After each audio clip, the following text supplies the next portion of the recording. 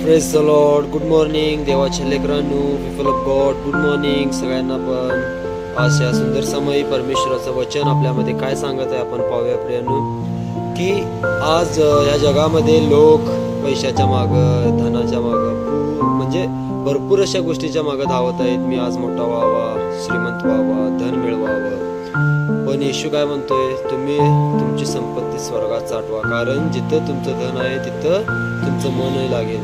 त्याचप्रमाणे प्रियांनो, जुन्या करारमध्ये देखील एक वचन आहे, आपण ते वाचूया. स्तोत्रसंहिता अध्याय 37 त्याचा 16 वचन काय म्हणते पहा.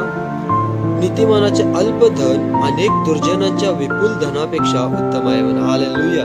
प्रियांनो, तुमच्याकडे जर थोडकं जरी धन असलं तर ते दुर्जनाच्या अनेक धनापेक्षा काय म्हणा उत्तम आहे म्हणा.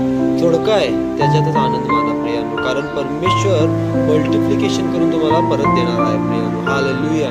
जेव्हा तुम्ही थोड्याच्या गोष्टीमध्ये आनंद करता तेव्हा परमेश्वर तुमच्या आनंदामध्ये आनंद करतो प्रियांनो. तुमच्याकडे जेवढं आहे तेवढ्यात तुम्ही आनंद करा. आपण कधीही परमेश्वराला तक्रार करू नये किंवा परमेश्वराबरोबर आपण सांगू नये की देवा माझ्याजवळ हे नाही, ते नाही, किंवा माझ्याजवळ ते पाहिजे आहे, हे पाहिजे आहे. परमेश्वरा उलट आम्ही काय बोललं पाहिजे, देवा जे तू दिलास त्यामध्ये मी लई आनंदित आहे, लई म्हणजे लई खुश आहे, मी भरपूर त्याच्यामध्ये आनंद करत आहे परमेश्वराबरोबर आपण सांगितलं पाहिजे. कारण परमेश्वर तुमची मने आणि अंतःकरणे पारखणारा परमेश्वर आहे. कधीही देवाला सांगायचं नाही की माझ्यामध्ये हे कमी आहे, ते कमी आहे, माझ्याजवळ हे नाही, ते नाही. उलट आम्ही देवाला काय सांगितलं पाहिजे, देवा माझ्याजवळ जे आहे त्यामध्ये मी आनंद करेन म्हणा. पुढे काय म्हणत आहे बघा, दुर्जनाचे बाहू मोडतील पण नीतिमानाचा आधार परमेश्वर आहे म्हणा प्रियांनो. दुर्जनाचे भाऊ काय होणार, मोडून जातील प्रियांनो. त्याचा धन जे आहे त्याचा एक भाऊ असणार, म्हणजे भाऊ म्हणजे भुज त्याला म्हणतात. भाऊ जे त्याचा भाऊ आहे किंवा भुज आहे ते काय होईल, परमेश्वर मोडून टाकेल म्हणे. त्यांचं धन नासेल म्हणे, त्यांचं धन कुजून जाईल म्हणे प्रियांनो. हालेलुया. पण तुमचा आधार कोण आहे, परमेश्वर आहे. परमेश्वर तुमचा आधार आहे, तो तुम्हाला नेहमी सांभाळणारा परमेश्वर आहे प्रियांनो.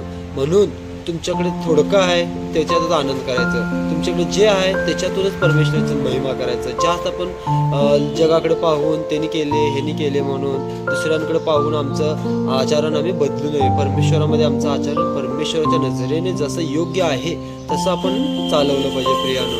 म्हणून प्रियानो, या वचनाच्या द्वारे परमेश्वर तुम्हाला आशीर्वादित करो. आज दिवसभर तुम्हाला वेळ मिळाला तर तुम्ही काय करा, देवाला धन्यवाद द्या. ज्या गोष्टी परमेश्वराने तुमच्या जीवनामध्ये केल्या आहेत त्याबद्दल परमेश्वराला धन्यवाद द्या. आणखीन एक गोष्ट सांगतो, आम्ही नेहमी आमच्या जीवनामध्ये काय वाईट परिस्थिती चालू आहे ते जास्त आम्ही विचार करतोय. पण लहान आम्ही जन्मापासून आतापर्यंत जो जगत आहे ह्या क्षणापर्यंत किती वेळा तर आमच्या जीवनामध्ये संतोषाचा एक, आनंदाचा एक क्षण आला असेल, त्याला आम्ही कधी आठवण केलो नसेल किंवा आठवण करून कधी परमेश्वराला धन्यवाद दिलो नाही दिलो आम्हाला माहित नाही. पण आज तुम्ही काय करा प्रियांनो, तुम्हाला पहिल्यांदा तुमच्या जीवनामध्ये असं एखादा प्रसंग घडलेला असेल तेव्हा तुम्ही खुश झालेला असता, आनंदित झालेला असता, तो क्षण आठवण करा आणि परमेश्वराला धन्यवाद द्या. देवा, होय देवा, मी असा होतो, त्या वेळेला मला एक अशी वस्तू मिळाली, मी लई खुश झालो, त्याबद्दल धन्यवाद देवा. आता मी उदाहरण सांगतो बघा. मी जेव्हा 10वी मध्ये होतो आणि घरात आमच्या म्हणायचे की तू काय 10वी पास होणार नाहीस किंवा तुझं चांगलं शिक्षण नाही, हे नाही, ते नाही.